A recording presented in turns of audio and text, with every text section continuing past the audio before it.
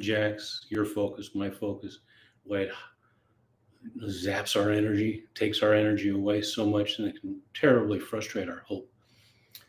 There's another aspect to the idea of being so resilient and using the plan to be your best as you navigate pain approach in a way that is reflected in this phrase: stay on top of the pain.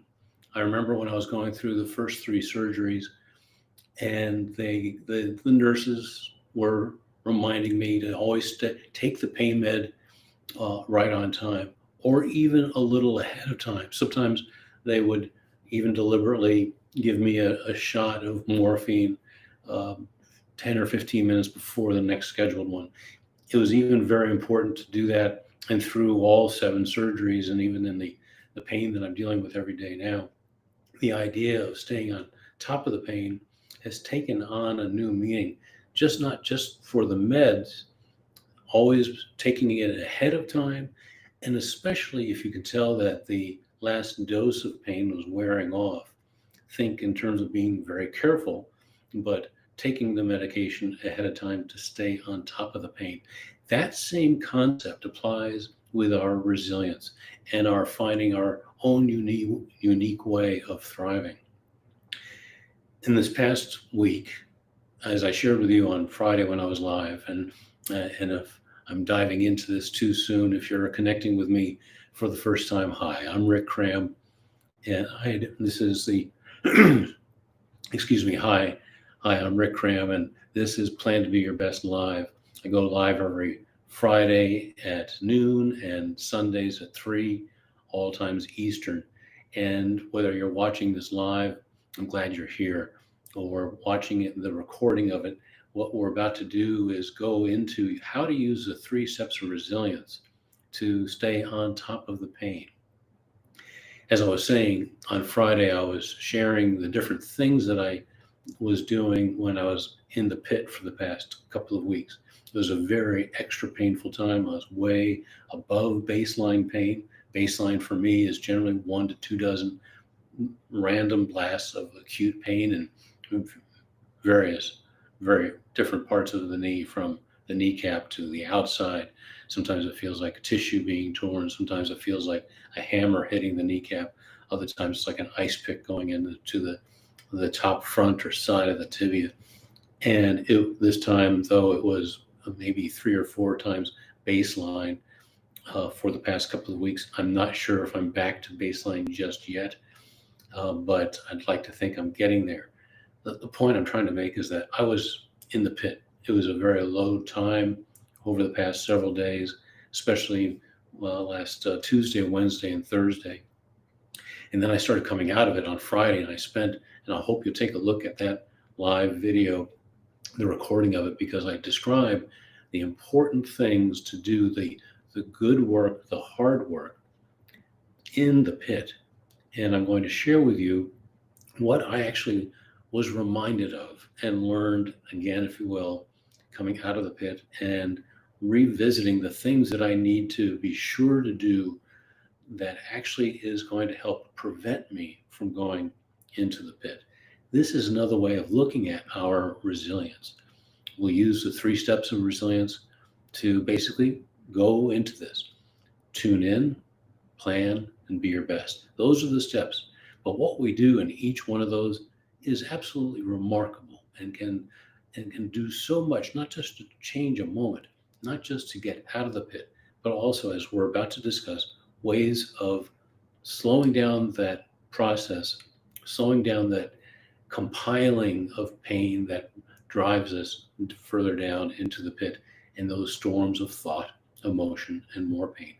I'm feeling energized because I've relearned, and this is part of being resilient. This is part of what it means to use the plan to be your best approach, is because there is so much to this journey of pain, this journey of resilience, this journey of looking at ways of what helps us to do in the moment when we need it.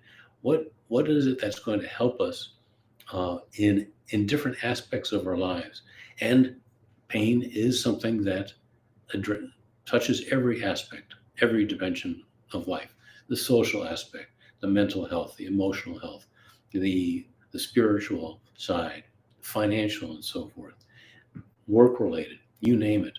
So it's when I get to a point like this where I've done the hard work when I was in the pit, I got out of it. And then I asked myself a very key question. And this is what we're going to do in the plan step. First, let me invite you to tune in. Take a deep breath. And as you do,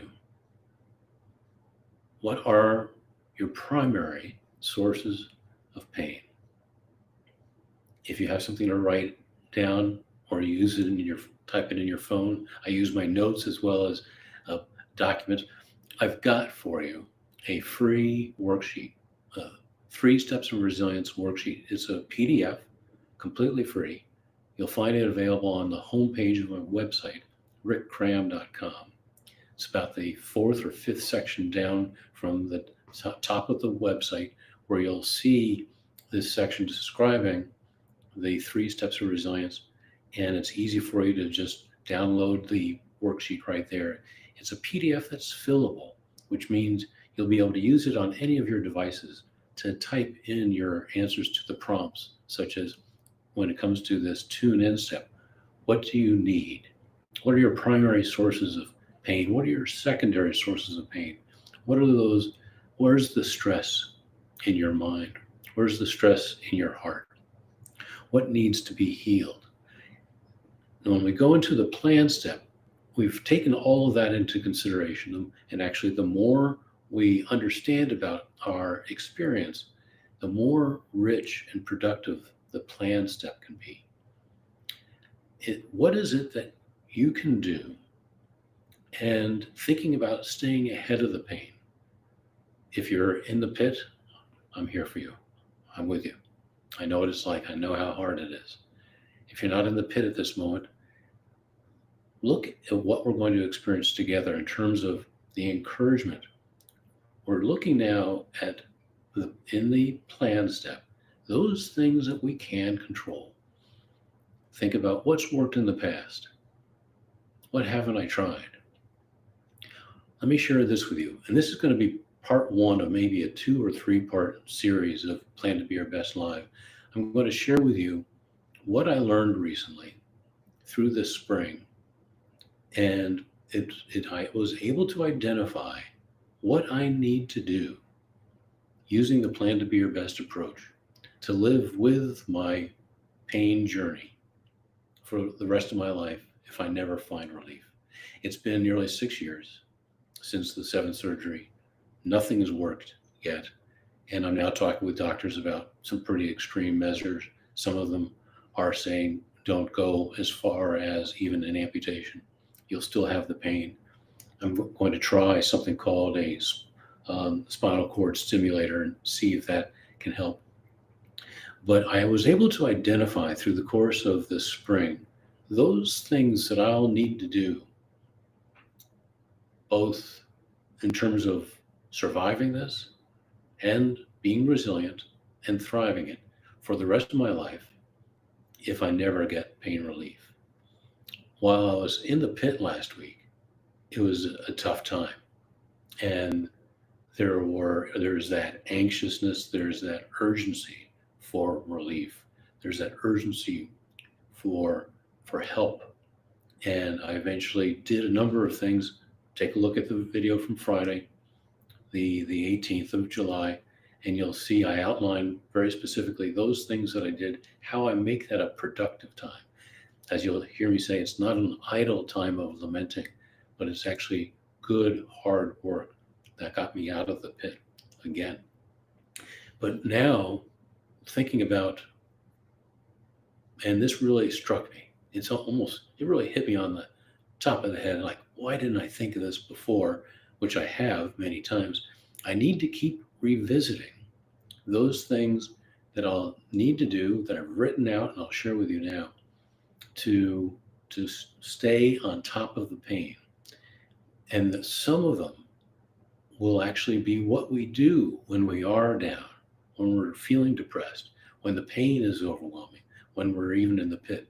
Some of the work that we do there is actually preventative work. It's healthy work that's going to be helping us be more resilient in the future, to the keep that steep falling off the cliff into the pit a little more slowly, or maybe even completely revive us and keep us out of the pit.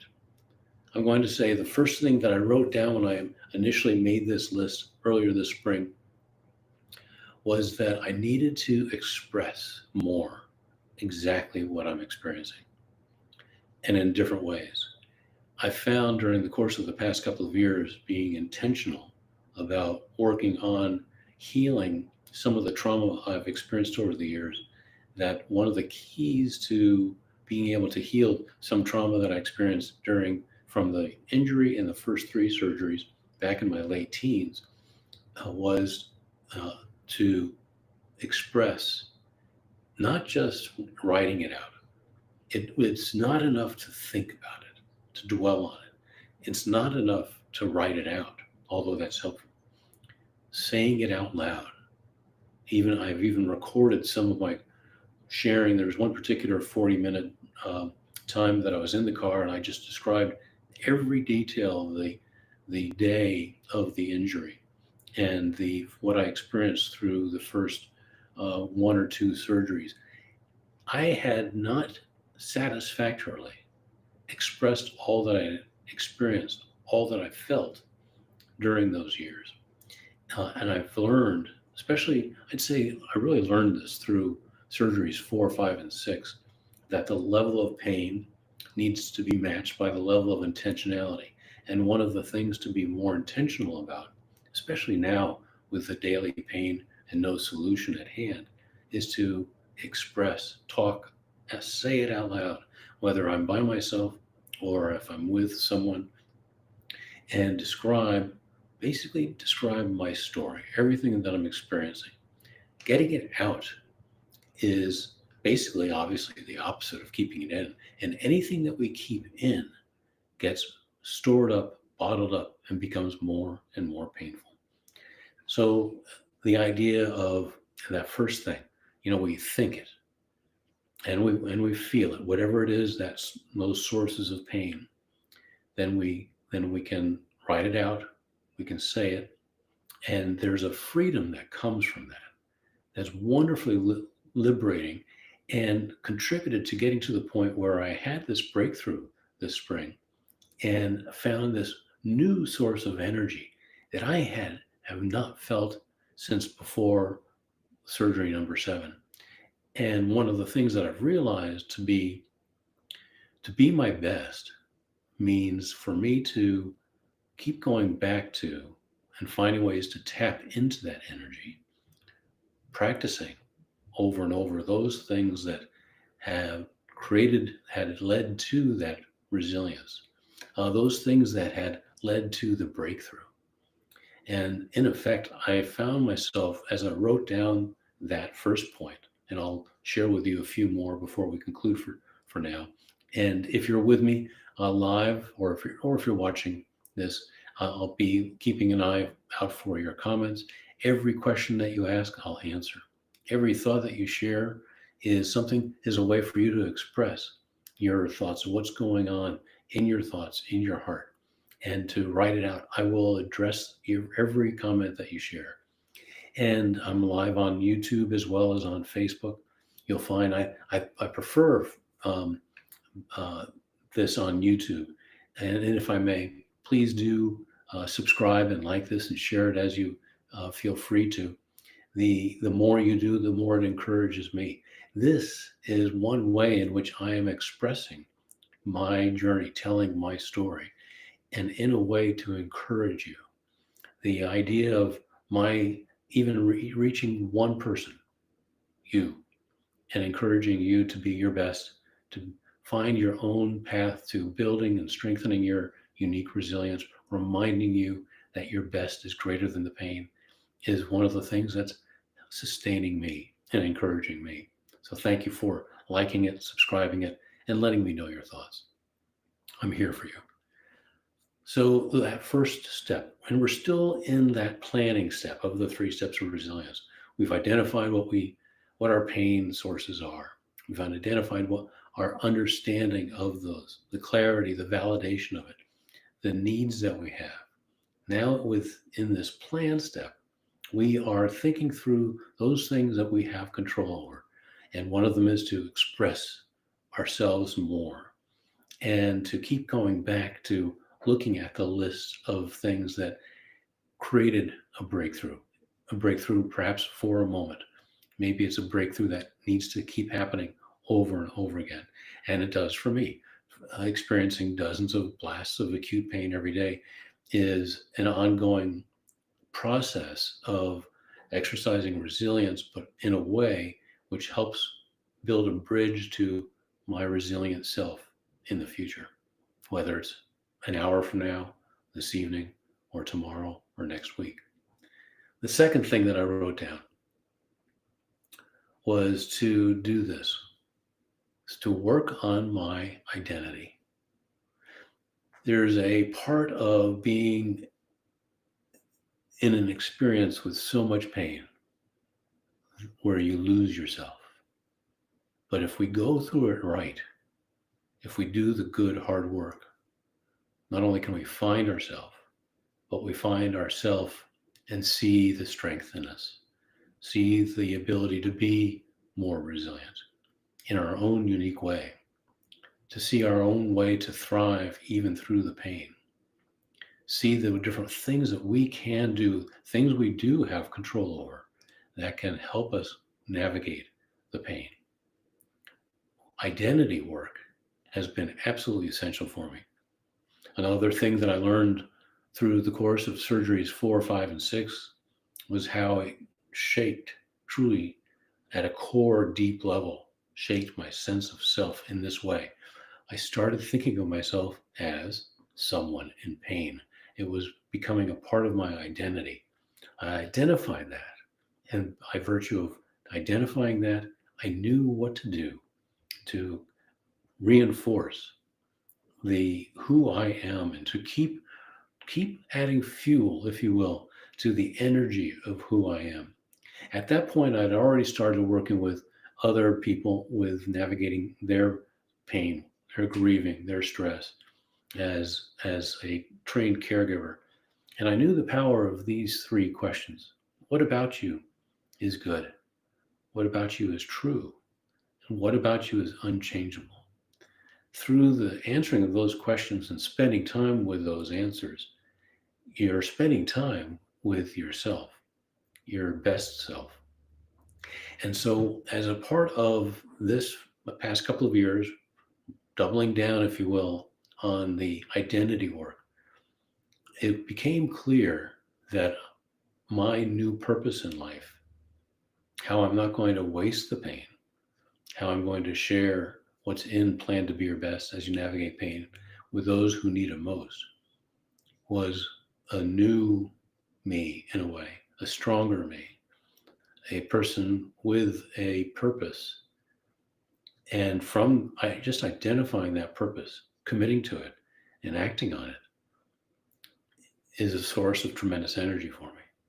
It's been healing for past trauma, and it's healing for the tough days, the tough hours, the tough minutes. The idea of, let me bring this back up. The idea of who we are through the pain journey is part of the storm of it, part of the pain of it. I know what it's like to see people come to me and say, I don't have a sense of who I am anymore. And I don't think I've got any value. I don't have anything to offer. And the pain might not be physical. It might be stress. It might be a certain idea. But the working on it produces so much goodness. I've seen people go from physically and the way they sound, the way that they're using their words, they sound defeated. They sound depleted, lacking of energy. And there's this pain in that thought. There's pain in that thought alone of, I've lost a sense of who I am. And there's almost always another comment that follows. And that is, I don't know what to do about it. But the good news is there's a plan for that. And it's to go through the first of the 8 domains of thriving that make up Plan to Be Your Best, along with the 3 steps of resilience. And you see, and this is one of the most rewarding things I think I've done in my life, is to see a person go from having a sense of no value, having a sense of not knowing who they really are anymore, to being able to say, I do know. And so you see that confidence in the way that they're holding themselves, the way they're talking about themselves. You see hope come alive. And there's this wonderful energy that makes it possible for them to then, and for me when I experience this, to make the best choices for myself and for others, to take the best actions for myself and for others. There's a new life in that. So how do you need to work on your identity? How do you answer those 3 questions? What about you is true? What about you is good? What about you is unchangeable? And likewise, just as we were earlier talking about how it's important to express the pain experience, the mental journey, the emotional journey, the spiritual journey, you name it. It's important to express your answers to those questions. If you haven't already, write them down. Look at them, read them, say them out loud, and enjoy it. In fact, celebrating that is going to be a source of energy all its own. I'll make this the last part of this first of 3 parts of Plan to Be Your Best Live, where we're focusing on those things that I've found that I need to do to be resilient and thrive if I never get a solution since the 7th surgery on my left knee. And I'll end with this thought. The next thing that I knew, and I wrote it down in my list, I needed to do was to love God with all my heart, soul, and strength, and to love others as myself. Actually, we'll pick up with there, because just as a little bit of a primer for then part 2, I'm going to talk about how to elevate our own self-worth and care for ourselves as only we can. You can only care for yourself as you can. And in the process of doing that, you elevate your own self-worth. And that's key to healing past trauma. For me, it's key for staying on top of the pain moving forward. I'd appreciate it if you would like this, share it with anyone that you think could use some encouragement, and certainly subscribe if you like more of Plan to Be Your Best Live, Plan to Be Your Best as you navigate pain, to fuel your resilience, to fuel your own unique way of thriving, even with the pain. I'll stay on just for another moment and wrap up, checking to see if there are any more comments or more questions. But I want to thank you for being here. I want to thank you for being resilient. Thank you for encouraging me. Thank you for remembering that your best is greater than the pain.